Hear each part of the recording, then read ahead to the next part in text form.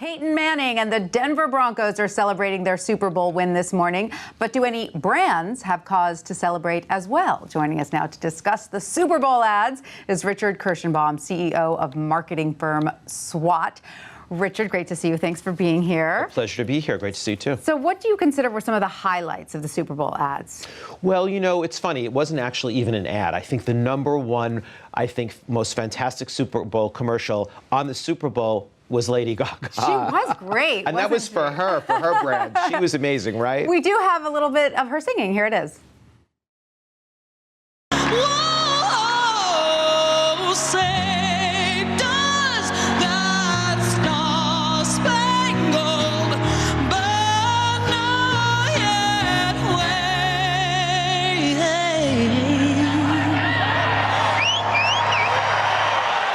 She looks great to me. So why did you think Lady Gaga was so successful? It was the perfect exercise in branding. I mean, first of all, she was completely packaged. Her voice was unbelievable.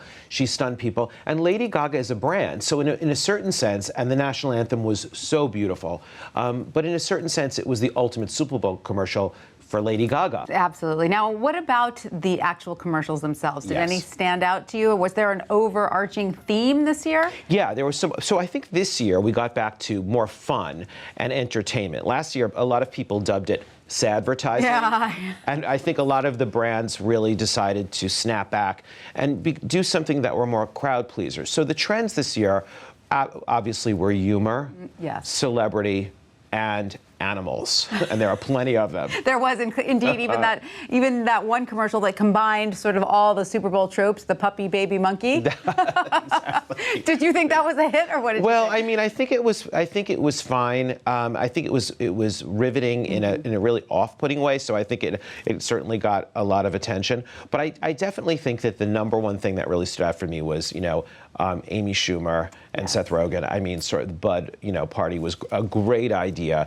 I mean, it combined celebrity, current events with the election, and I think it was great for Budweiser. Did you love the WEINER dogs stampeding? Yeah, I mean, I think, how could you not? I mean, again, it gets back to these crowd pleaser ideas, like singing sheep and, and wiener dogs and crazy, sort of like the animals. Everyone loves the animals. My personal all-time favorite was the Super Bowl babies. Did you like that ad? That was actually my number one pick, if you really want to. So I we agree with you. Look Yes, at that. 100%. You know what was great about that? Number one, it had a great concept to it. That 9 months after a winning town, celebrates their babies, class of, 2009 or whatever it was. Then they combined, the great celebrity song, Seal. It had everything going for it. It was a 10. It was a fantastic commercial. I totally agree. Now, were there any that you feel missed the mark? I mean, I know that the Quicken Loans ad got a lot of flack on social media the next day for making home loans look too easy, and Colonial Williamsburg got flack for using 9/11 footage. I think it's controversial. I mean, the truth is that,